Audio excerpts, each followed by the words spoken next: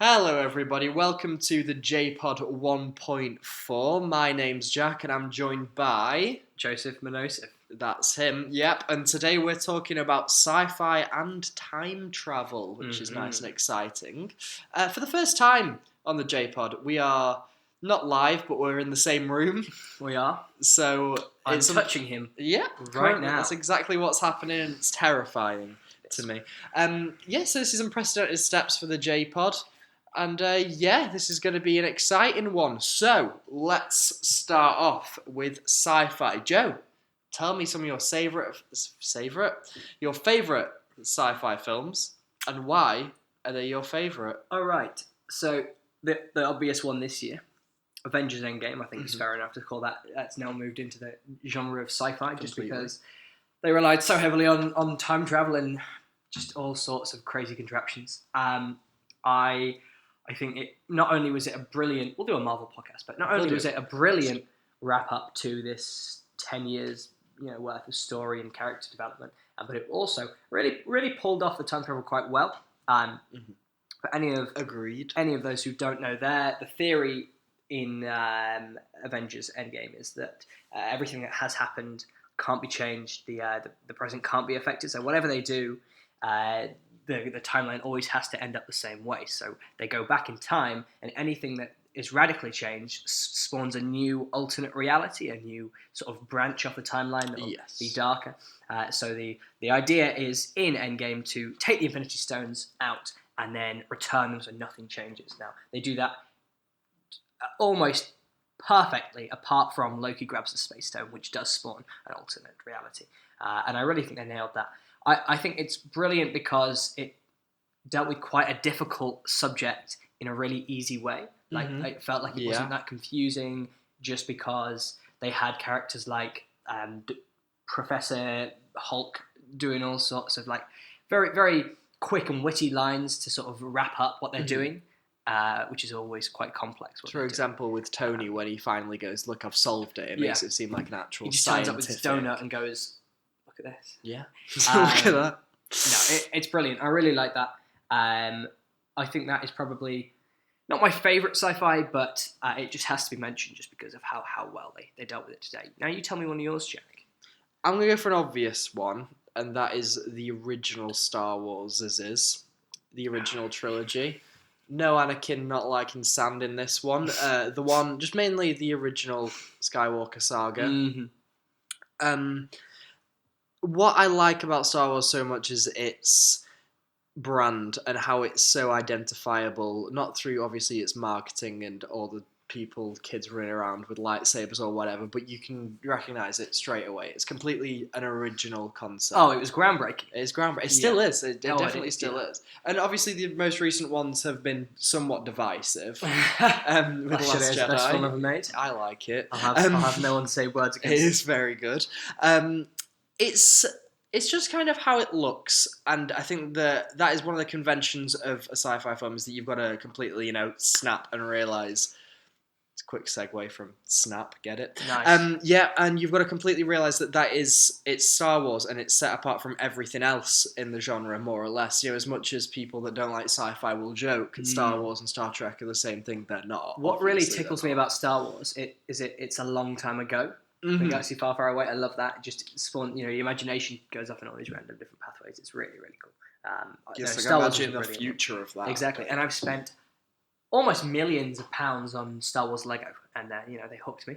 They got me. I mean, that is the most important part of the Star Wars brand. Let's be honest. Lego Death Stars. That's the dream. Yeah, I think, and especially it's the main part of my childhood as well. Obviously, that was just the prequels, but I'm not. I don't discriminate between Star Wars. I think that the prequels are what they are. Yeah. And I will watch them back. I remember being on sick days in school and just like watching Anakin pilot his little starfighter flying around. The prequels are nowhere near wholesome. as good, but I do really like them. I think young Obi-Wan, Ewan McGregor is actually very and he loves them as well. If you see him, he defends them very honourably. It's wonderful, and I think it has created such a vast universe of prequels, it has sequels, it has a fandom, fans. not even like it can't be rivaled by anyone No, else. I honestly don't think there's any fandom bigger. Yeah. And now that all the hardcore fans are parents, they even grandparents in some cases. Yeah. It's created multiple generations of sort of hardcore fans because their love for this series is passed on. I think you don't get that with many other things in the sci-fi genre. No, that's another thing. It's this ability to create discourse in between people, that have been. I mean, look, that have been there. How long has it been since the first one was released? The first ever Star Wars? I'm gonna say 80s. Okay, well, it's been a long time. It's been a long and we're time. sat here in an apartment we won't give you the address, but we're sat here in an apartment talking about it. It's had that long-lasting effect. It's going to live on forever, Star Wars, through endless prequels, sequels, and spin-offs. No. 1977 was the original film, so that means I don't really like the films as much as I claim to do, apparently. But I really do love Star Wars. It was just really a personal choice. It's the quality of them can be debated, obviously, out of all of them, and they will be debated. But I think for what a sci-fi should be, for its iconography of spaceships, of lightsabers, of futuristic weapons, it really helps you get that, escapism in there that you need from a genre like that. Give me your second offering. My second offering. Second offering. To the pod. I have to say, I'm going to say Terminator 2. Okay. Terminator 2. That's a good one. Terminator 2 is brilliant because it completely ignores all the rules set by the first Terminator film to do time travel. So it's a bit off, but it's amazing. I like the first one as well. The second one, because they have young John Connor. Really great child acting, which you don't see often. He's like a teenager, but really great. And it's scary. The T-1000 is bloody terrifying with its long blades, and it's made out of this strange alloy that can be shaped into anything. Very strange looking man. It is. As well. That film was the first use of motion capture. So they had, groundbreaking technology used in it, and that's why all these sort of animated CGI characters look more realistic. It also had one of the first CGI main characters in any film, and they pulled that off because it still looks good today. A little bit janky, like many films will, just because we're used to seeing things like Endgame. It's kind of unfair. They have a team of thousands working on it, but and a much higher budget. But it's still excellent quality. The story is, I think, of all the Terminator films, I care the most for the characters in that one. What about Salvation? Oh, don't tell me about Salvation. We'll go back to number two. Number two. T2. Oh, it's just excellent. I have many things to say about it. I don't want to stick in it for too long. I think that one of its main strengths as a film itself is how gritty it is, especially within a sci-fi genre. Having a kid sort of being dragged up by a robot as well, and when Sarah's in the mental ward and she's sort of screaming in terror, it's disturbing seeing things like that in something that would usually just be like a shoot 'em up, blow 'em up sort of film. It's really horrifying. It borders on horror in some ways, not to the extent that a film like Alien would do. Yeah. Not it doesn't have the conventions of a horror film in that way, but I think that there is a baby crying outside. I think there might be a baby. There's a baby, and I promise he's not in the apartment with us. They have been attacked by a Terminator, it seems. The T-800 has returned. That is baby John Connor, ladies and gentlemen. Jesus Christ. We're just gonna, sort that out in a technical sense now. But I'm just gonna, go solo for a bit and talk about Terminator. I'm gonna solo it. The time travel in it has a simple concept, and that would be, get the person that is important to the future and either protect it or kill it. Yeah. So the rules. I'm back. By the way, the baby's dead. The baby's been. The baby's not dead. The rules of the Terminator universe, which were pretty much completely denied in the second one, but the rules are all travelers must be covered in organic material. That's why those machines all are covered in skin. All the Terminators. The destination date. I didn't know this. Has to be a whole number of years. They can't go back 7 years and 41 days. It has to be exact. So that's why they can never appear exactly where they want to be. it's always quite a hunt. For it's the kind of stricture that Yeah. gives the film intensity, which is quite impressive. And those are the only ones they rely on. The rest of them, they can change whatever they want. They can do this and that and that. So it's very flexible, but it is still, a great use of time travel. I really like how they can, like the Terminators are defeated in the first one, and they go, "I'll do it again. We'll send them further back and further back." And they meet them at sort of vulnerable moments in John Connor's and Sarah Connor's lives, and they still manage to fight them off. It's like this desperate struggle against humans. Is really, basically, they're like a militia. Where they in the second one, where they go back to resistance home. of sorts, yeah, like the rebels in Star Wars, versus these super powered AI machines, and it's the human struggle versus unmountable odds. I think it's really, I think that's also quite strong in how deeply rooted it is in with real life. Yeah, of how much people are scared of AI and people are scared of advancements in technology. Oh yeah, Skynet is terrifying. Yeah, that they will exist at some point. We recently taught a robot how to operate a gun, so we're just asking for it at this point. It's the Apex robots over in California. They open at doors and things, and they still being teased by humans, but that's how it begins. They're gonna come for us. Real life Terminator coming soon. We'll do a podcast on that as well. We will. We'll lock ourselves up and we'll just watch it from outside. When the missiles are falling, we'll record it for you. Terminator, though, I think it goes without saying. Terminator 2, anyway, goes without saying. It's top 5 movies of all time. Oh, of course, probably easy. Yeah. And I think that it's the sci-fi. And it's this way of merging action with sci-fi. It's a brilliant hybrid of a genre. Oh, it is. And it takes the best parts of sci-fi. It's the best parts of action. So you got your explosions. You've got your principles behind time travel, as you mentioned. Great character development. Sarah, at least. You don't see young John in the first one, but and you've got Arnie, because no one who's not going to recognize that Arnie. is character development for Arnie as well. The sacrifice. Spoilers. Pause and keep on forgetting to skip put this 20 in the seconds intro. ahead. I'm so sorry. If you haven't seen Terminator 2, but at the end of Terminator 2, of course, we lose the T-800 to lava, basically, to molten steel. And it's really sad to see. Thumbs up. Basically, the most wooden character. Well, he's meant to be. He's a robot, so it's not wooden. The most wooden man. Rigid acting in the entire, the most rigid character in the entire film destroyed. That's the saddest moment of the film. And to be able to pull that off, to be able to make basically an object. Yeah, to invoke empathy out of for an something object, that isn't, for a machine, is brilliant. He's near it. And Arnold Schwarzenegger, God bless him. God bless him. God bless that former governor. He carried of the California. series. His stunt double in Salvation is the only thing that made Salvation a bearable film. It wasn't a bearable film. All right, Jack, tell me your second favourite film. I like The Martian. Oh. And a lot of people, this is kind of like a mediocre film in a lot of people's eyes. But what I wanted to talk about in regards to Martian was kind of its ability to make you feel empathy, like we mentioned. Yeah. You get an idea of the loneliness and the vastness of Mars. Poor old Mark Watney. Mark Watney, big old Mark Watney. Poor. I always thought it was Mark Wahlberg. He really looks like Matt Damon. Really looks like Mark Wahlberg. I see what you mean. This film. I see what you mean. Especially when he grows a bit of stubble. That's Mark Wahlberg. Yeah.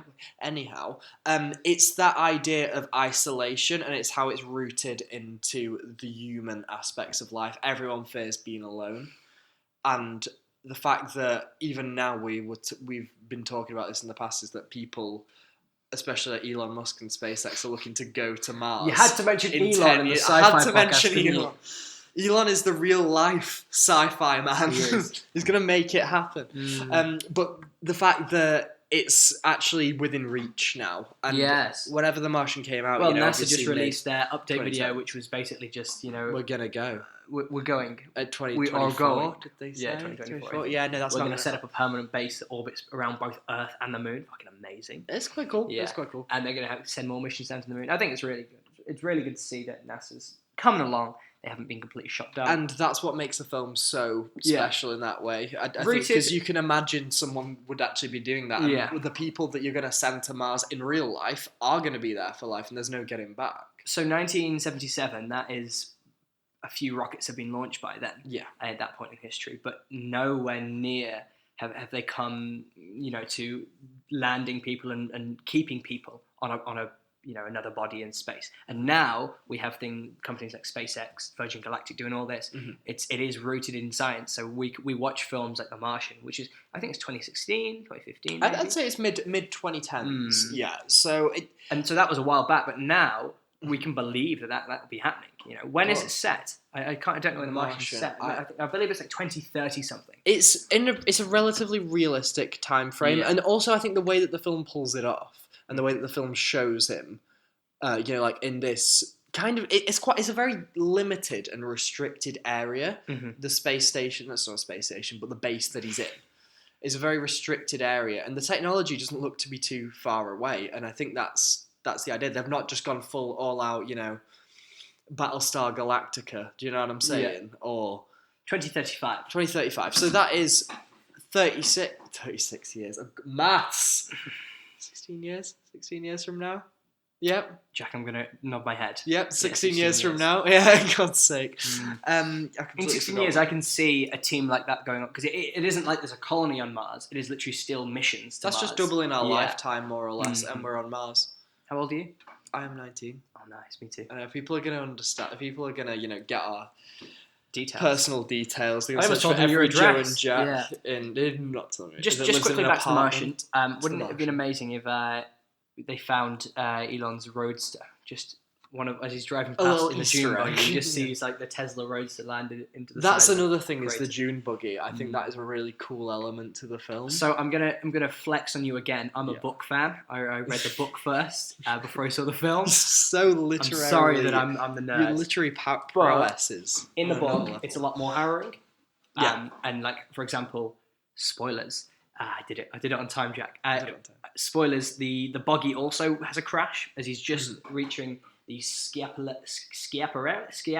crater, the final destination on Mars. It rolls down the side of the crater and he almost dies, which is such a knife in the heart, because he's like, he's so close, and he luckily does manage to escape still. But I really like it. I think they really translated the desperation from the books into the film, and the loneliness, the isolation, and the determination as well. The sort of the human. Well, I don't know what the term is, but like just the consistent desperation and determination that most humans have in film. Again, it's the idea of empathy. It's the idea of imagine yourself in this situation, a completely barren planet. And I think that's another thing. I'd give up. I feel like I'd kill myself. I'm not a botanist. I mean, you've got to kill yourself anyway, because I do, because Bran is the king. That Bran is the king. So throwback. Throwback. Look at that. What's segueing into other podcasts? You can't segue backwards. We can.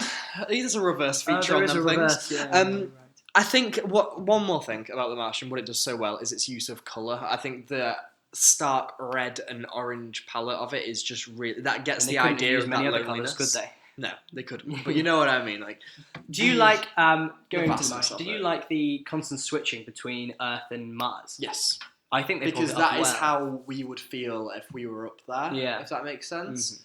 Because you would think it would take away from that. He's alone, because you always see all these people working on getting him back. But in a way, I think that makes the effect of seeing him alone so much more drastic, because there are all these people back on Earth, and it's him alone. It's the set, it's the makeup, it's how he looks. He's got his stubble and his beard, obviously, a big beard. And him just eating off potatoes while they're there in a nice office. Do you know what I mean? I think it nails that surprisingly well, and not many other films really did that, in my opinion. Like, a lot of people think it's just an average film, but I really enjoyed it. It's something I can go back to quite a bit. Yeah. Do you have another sci-fi film? I do, Jack. And the film's name is Back to the Future. Lovely. Back to the Future 1. Yes. Is my favourite, I think. I like the West. I think Back to the Future 3 is the Western one, but that is good. But number 1 is my favourite, just because it is hilarious, and it deals with time travel. Again, very complex thing. Their time machine is a car. It's a DeLorean, like the most memeable car possible. It has not at the time. No, it is actually. I do want a DeLorean, but it is those bloody doors. They're a little bit silly. But they do all sorts of things, sort of dealing with like the butterfly effect. So one small action can drastically change things. I think that kind of theory dominates a lot of time travel as well, and I think this film is kind of to blame for that. Yeah, exactly. And set a lot of existing qualities that all films that do with time travel now have to. I think it makes the most sense when you think about it, in terms of, you were to go back and step on a worm, step on a worm, which Hitler could then walk on and slip on its guts and then die. Okay, do you know what I'm saying? Sort of, yeah. That's it's a bit of a fucking stretch, tiny things, but yeah, I like it. I really like it. It's very old now. It's got very cheesy one-liners in it. Vintage. It's vintage. It's not old. It's vintage. It's amazing acting. The Doc, one of my favourite characters in anything, anywhere. Fair enough. He's so crazy, and the way that they deal with a character going back and sort of having that. This is the first time you see someone struggling with time travel in like a lot of films. He goes back and he basically gets hit on by his mom, and he has to try and convince the Doc that they're friends in the future and all this and all that. And it's very complex. There are lots of things happening at the same time, but it doesn't feel like it's a stressful watch. It's such a chill. It is so enjoyable. I'd put that on if I was ill. It's a sick day film. Yeah, perfect. It's excellent. I really like it, and also the Libyan terrorists that they mentioned at the beginning. I think that's excellent. Really on the nose. They buy uranium off them, and it's excellent. I know. Excellent. Back to the Future is one of the oldest films that deal with time travel. Not one of the oldest, but it is. Compared to the rest of all these we've been talking about, it's the most entertaining one that made it. Properly popular. It's so much lighter than the others. It's very much centered. It is centered around time travel as well, in terms of they don't necessarily use it as just a plot device. Yeah. It's used as a abstract concept that dominates the film's kind of. It's a feel-good film as well, ideology. Because he's fighting to bring his family back. He has the photo that's sort of driving him to go, oh crap, they're still that's his character motivation. And then his arm starts to go, and that drives him to sort of change everything. I like that. I think it's an easier film to watch than Terminator 2, when you see people get their arms sliced off and knives through the back of their head and milk cartons, and just good film. Tell me your third favourite film in the sci-fi genre. Now this is I don't know if you could count this strictly as sci-fi, but I think we're gonna go for it anyway. It's more around the time travel aspect of it.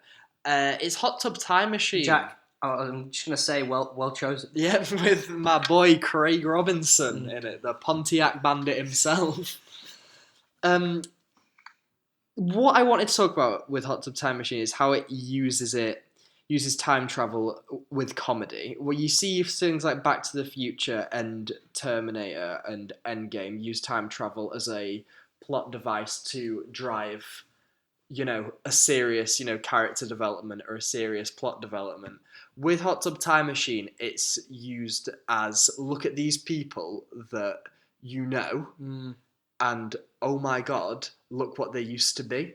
And it's great. It's honestly a hilarious film. The second one is a bit iffy, I will be honest. I haven't seen the second one.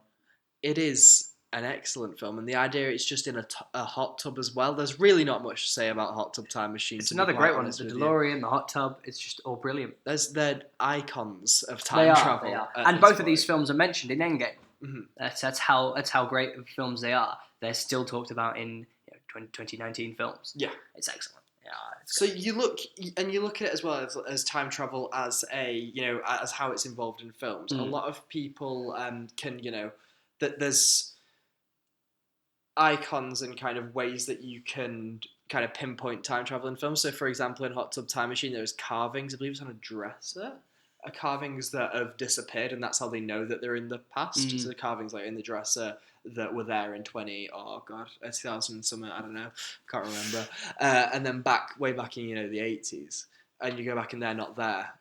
And stuff like in Endgame, as you mentioned, with Captain America when he says, "I could do this all day," Yeah. and he looks and he goes, "Yeah, I know you can, pal." Little things that show that characters have aged or things have aged. Yeah, and that whole process of a character finding out that they have traveled back in time is also one of my favourites. Like talking about Marty McFly waking up and his mom's like nursing him, and he realizes that he's gone way back, and I love it. Yeah, I think it gives characters a lot more depth because time travel is something that's it's so unrealistic, but films that make it realistic by linking it to us, and I'm like, oh, that would be me. It would make sense. That's how I would. That's how I would work. react. Yeah, linking yourself, being able to empathize and understand the position of characters. Perfect, nailed it. Hot Tub Time Machine and Back to the Future. Mm-hmm.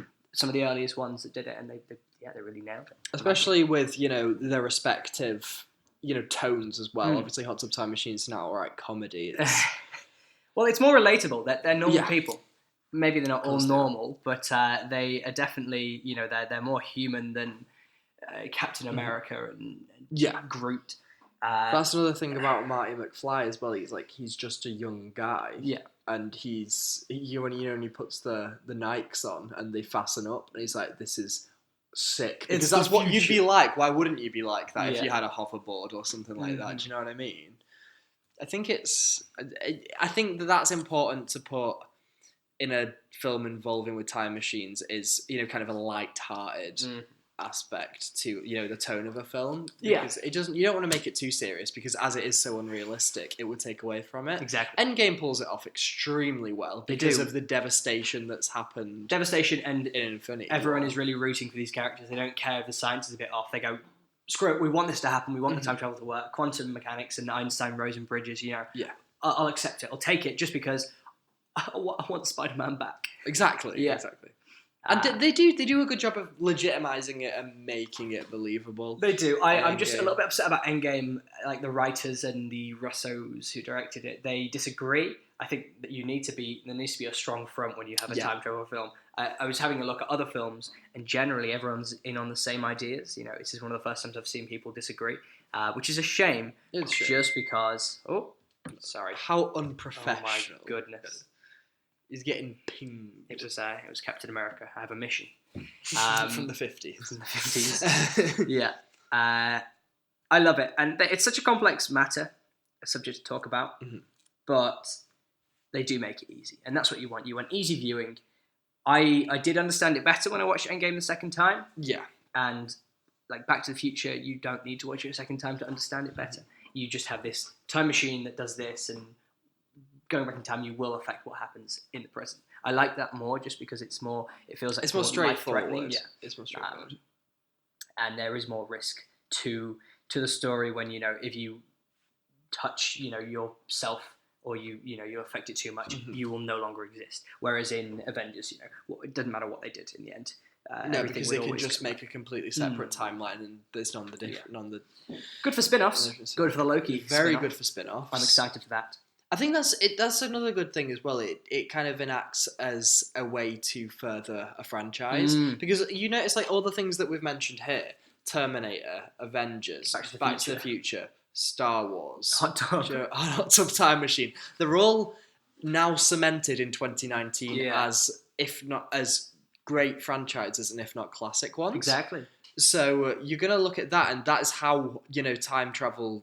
That's what it does to a franchise. It allows you. It gives more you depth. options. Yeah.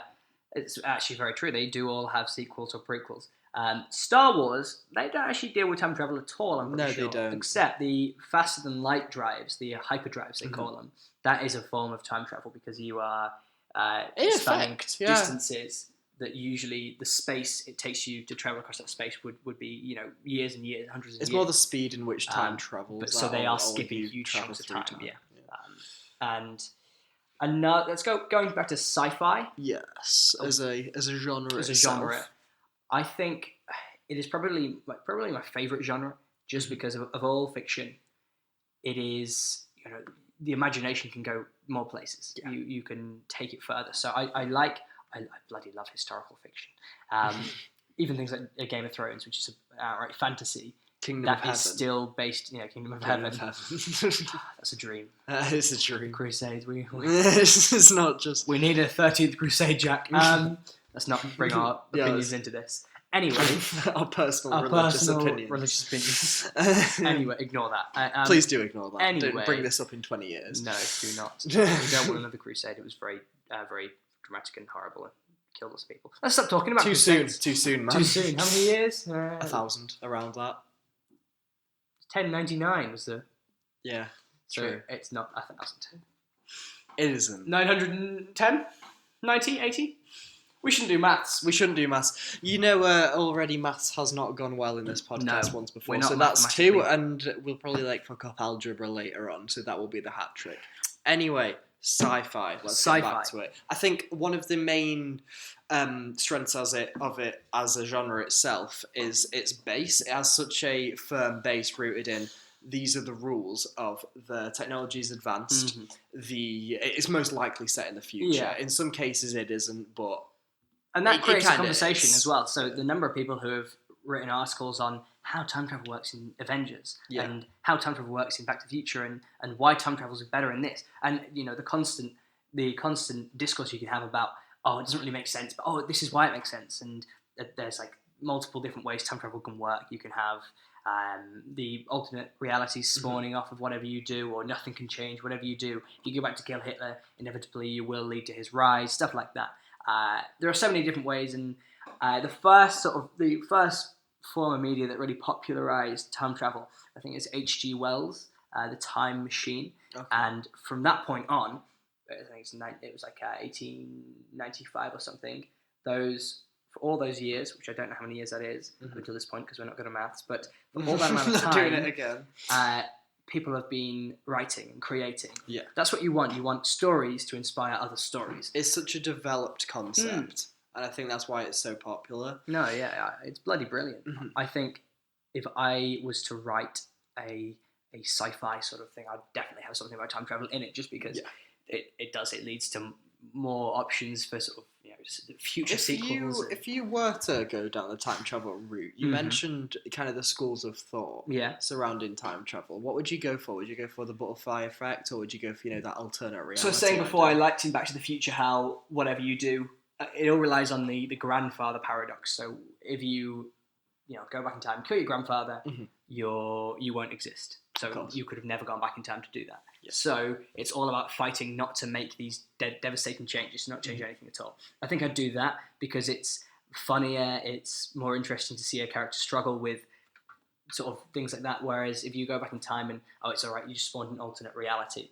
Or you go back in time you can say it's a cop-out. No matter what you do, you can't change what happens. Yeah.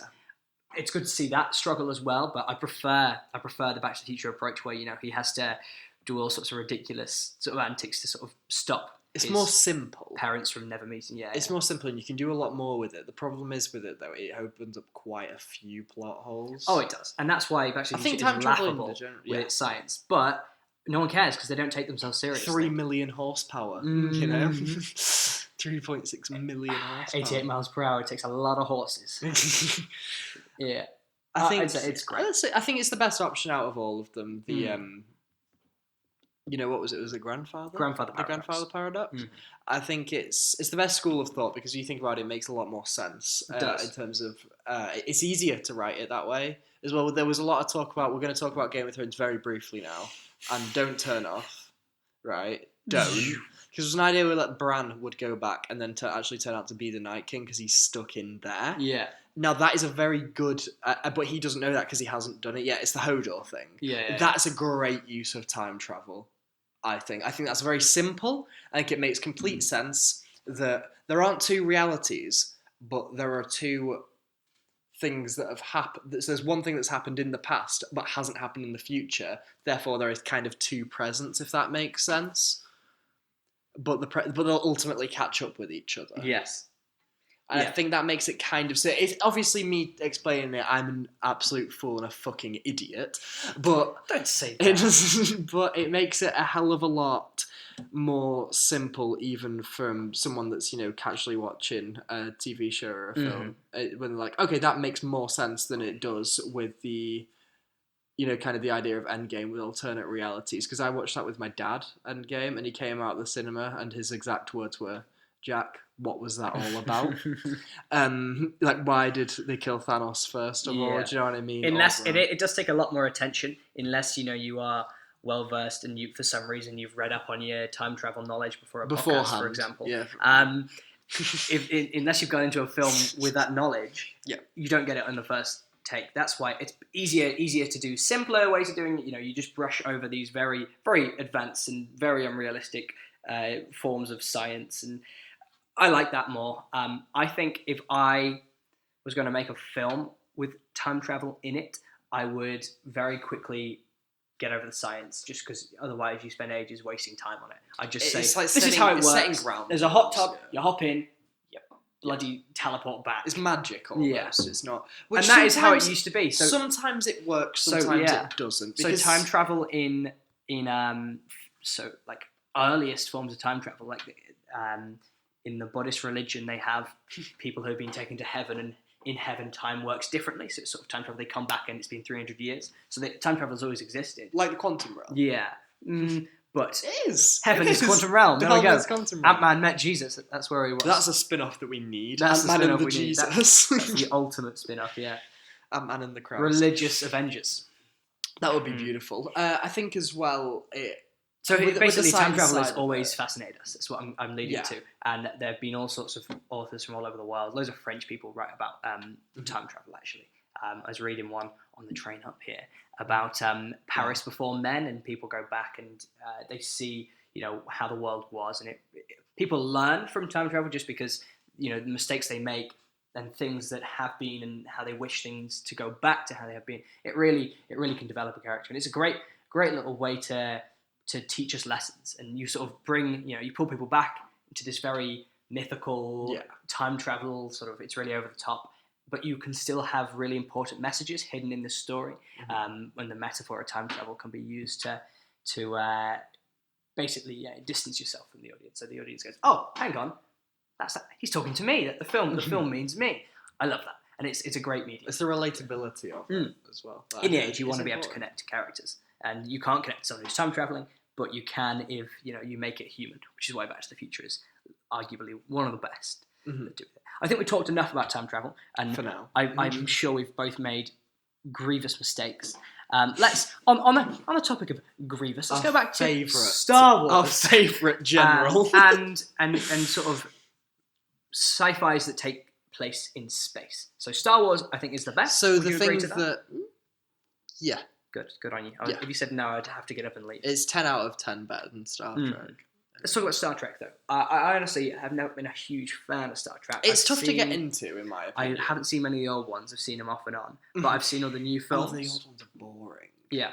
I love the Simon Pegg. I'm going to call them the Simon Pegg films just because he's in them. I love Scotty as a character. He's my favourite character. I think that element of sci-fi and the element of it being so far in the future, or in Star Wars' case, the past, that it's that technologically advanced that you can just completely suspend disbelief of everything, because there's not really any ground rules you need to lay with that. No, anything really. You can do whatever you want. The Klingons can do whatever the hell they want. Yeah, exactly. You can do whatever. I think that the new Star Wars films made the new Star Trek films made Star Trek cool again. Like now there's Star Trek Beyond, the new show. Maybe it was always cool. I have not. It's shite. Okay, well, it doesn't matter how cool it is. But it's still about making it. You need to refresh series. They can't always be the same old formula, because that's why Red Dwarf is no longer popular. Just because the humor is no longer there. I do enjoy it, actually. Red Dwarf is a lot of fun. That's another thing. It's a comedy just set in space. I want to talk a bit about hybrid genres and how sci-fi pairs with other genres. I think one of the main ones is horror. So let's talk about Alien, for example. Alien, yes. Jack, we're in the same wavelength. Yeah, of course we are. I can't imagine why. It's not like we pre-planned No, this. did we talk about Alien before? No, we didn't. No, never. No. Alien is an amazing sci-fi because Sigourney Weaver carries the entire series. She is an amazing actor. And those bloody... What are they called again? I've forgotten the name. Xenomorphs? The Xenomorphs are terrifying.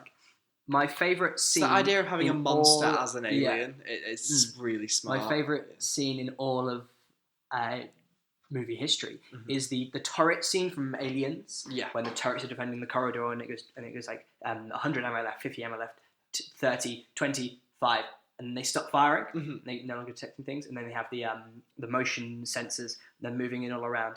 Oh, chills! It's chills. horrifying. I'm still getting chills now. It's horrifying. It's horrifying, and it works as a sci-fi because you still see the human struggle. You know, we're not completely lost in the story because the tech. You know, you don't have to focus on the tech because it's just no. Why would you? Why would you? It's a horror film. You wouldn't You wouldn't watch one of James Wan's Blumhouse pictures. Yeah. You know, Blumhouse films pictures. Are we talking about Insidious here?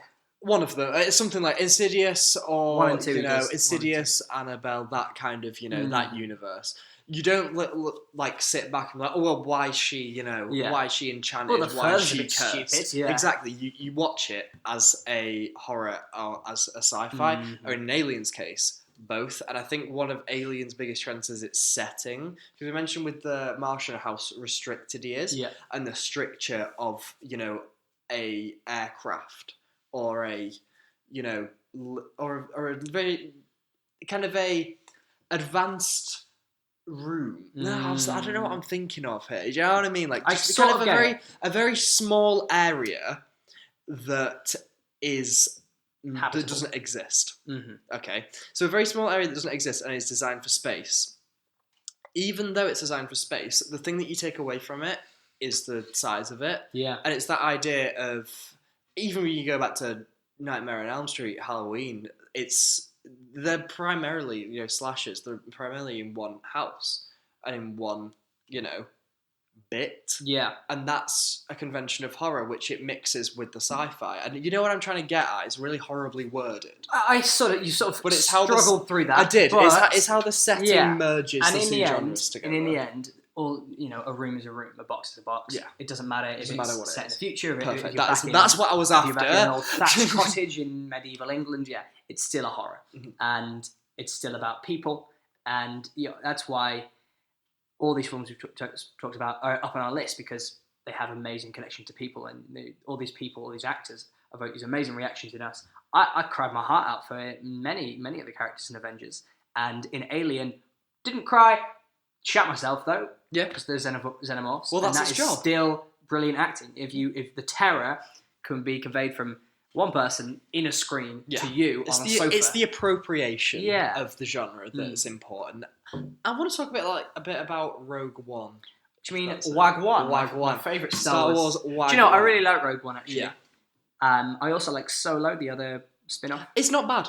It's not bad. Spoilers in 3, 2, 1. Darth Maul comes back. He does, and he's got robot legs. That's a weird one. I don't know why I brought that up. I just think that's the takeaway from it. Sidious is back as well, though, isn't he? In The Last Skywalker. His laughter is either a Force ghost or him. No, it is him. It is him. So basically, anyone who's fallen down one of those big, I don't know what they're called. Shafts. There's shafts. There's huge shafts. There's silo. Let's call it a silo. Okay, there's deep silos, which always have electricity arcing up them for some reason. They've all survived. So Luke survived because he landed in an offshoot. Darth Maul survived somehow. And Darth Sidious now survived. Yeah, the Emperor Palpatine. Yeah.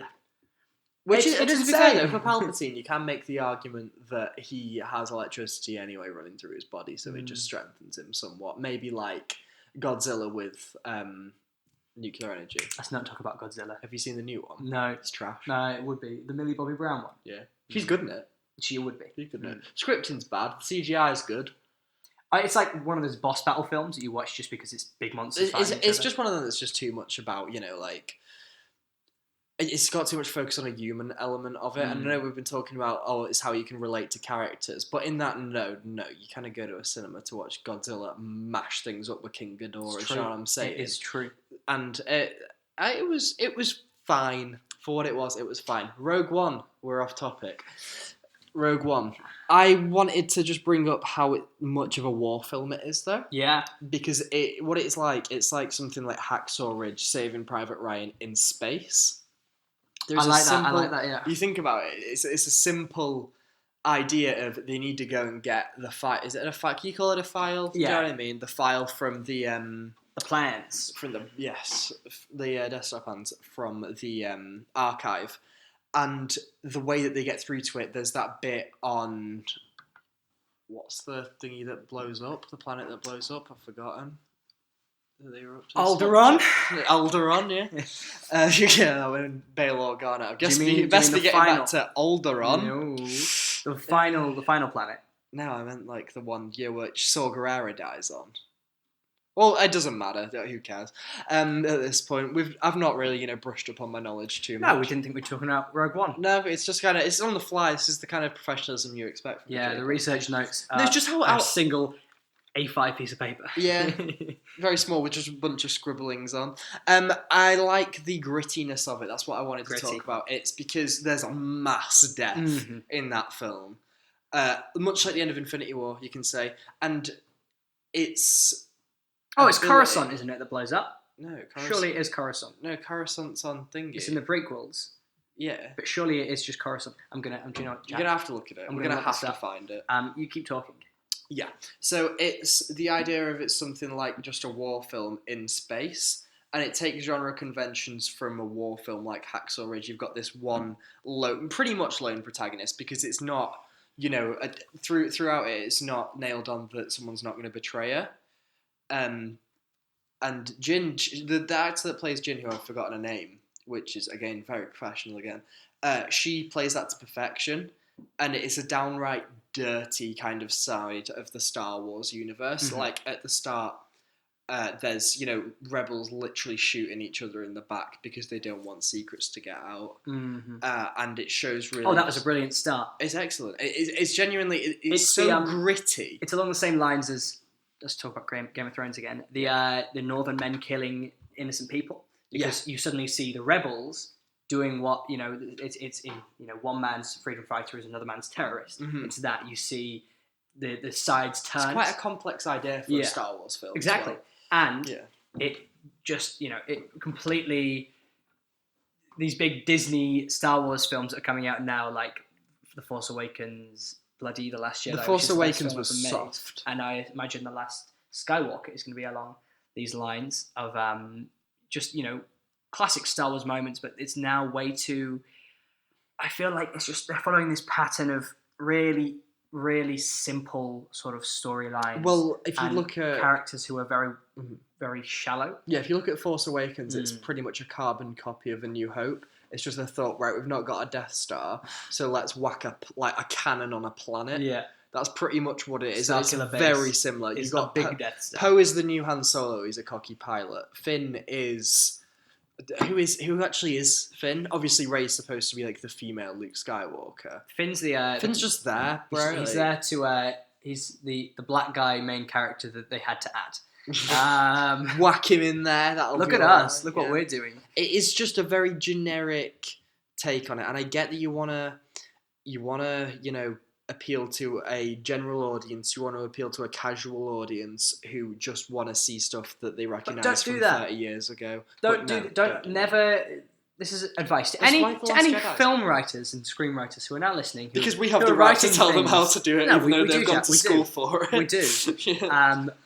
Don't write for a huge fan base. Write for the story. Write for the characters. Don't suddenly go, this will make people Don't feel write like for a fan base. Yeah.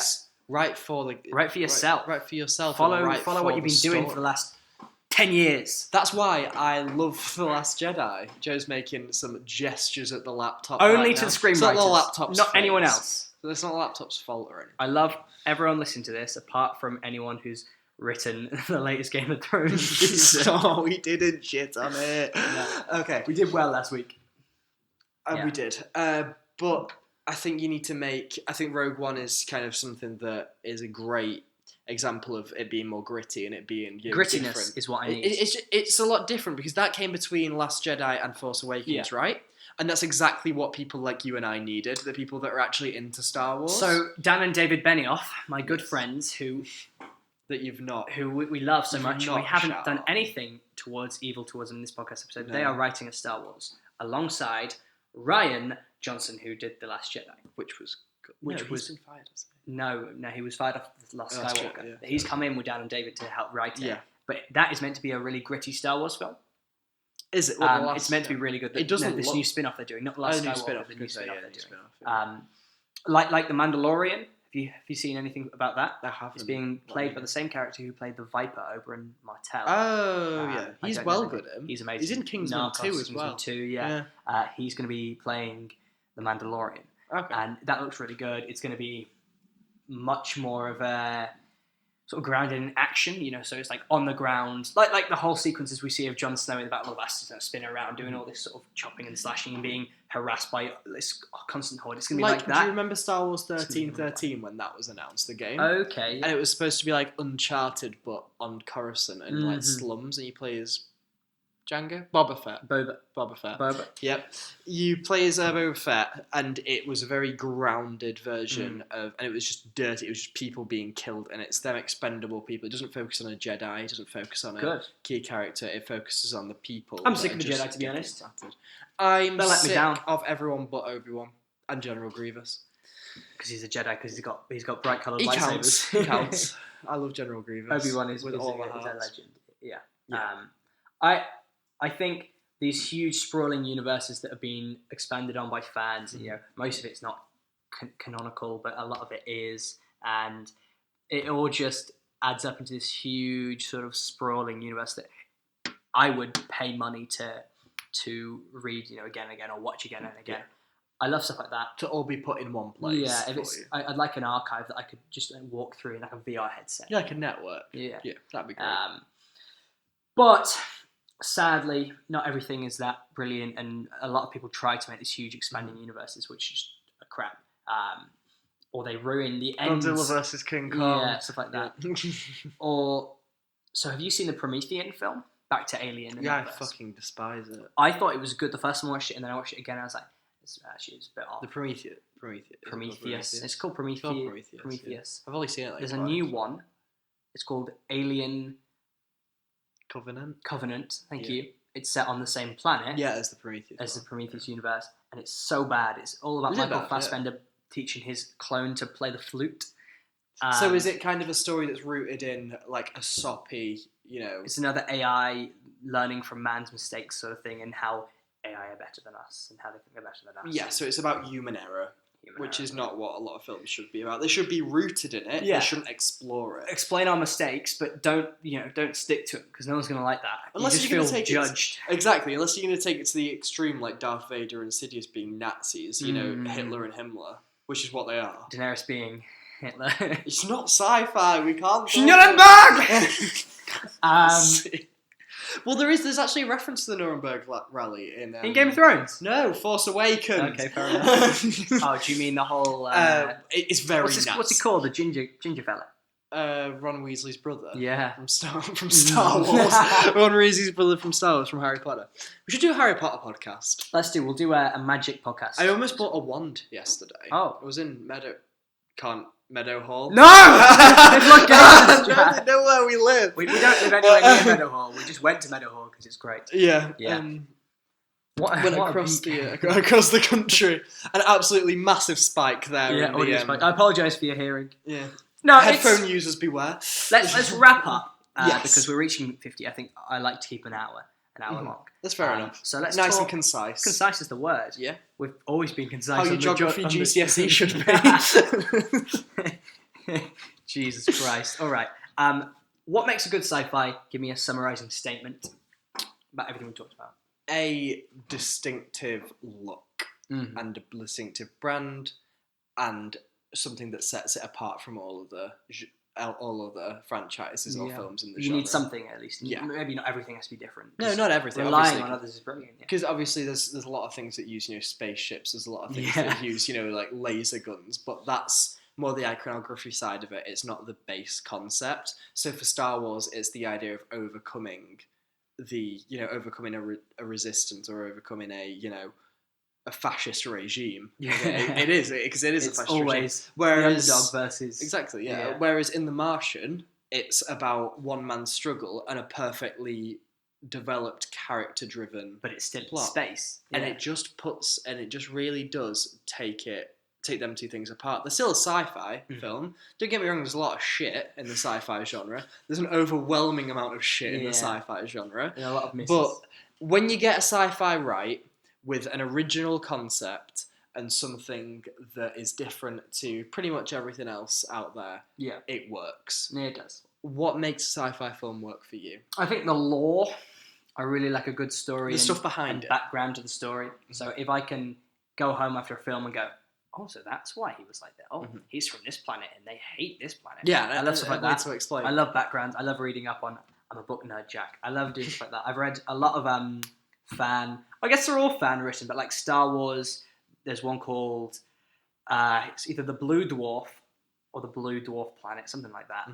First ever Star Wars spin-off book I ever read, and it's based on Luke's children. Okay. And Chewbacca gets kidnapped. Is it canon? Of those. No. Okay. It sticks religiously to what's been said. Yeah. So it could be. So it could be. It just hasn't been, recognised. No one has said that's part of the universe. Well, have you seen the guy that does Star Wars Theory on YouTube? He's made a Darth Vader fan film. Oh, I've seen the Darth Vader fan film. Yeah. Is it good? I've not should we watch it now live? No, we'll do a live reaction. Whack the webcam. When we get face cams out, we'll start doing live reactions. Yeah, no, I'll tell you what, we will. That was something that we can look at. Is the kind of them fan films and like deeper fandom. We'll look at examples of that. For example, I've got a Game of Thrones comic. Again, it's coming up. I've got a Game of Thrones kind of graphic novel rather, and it's about just a random night, and it's not canon. Nice plug-in. Yeah, it's how much would that canon. cost? It's nice. I don't know. I got it for Christmas.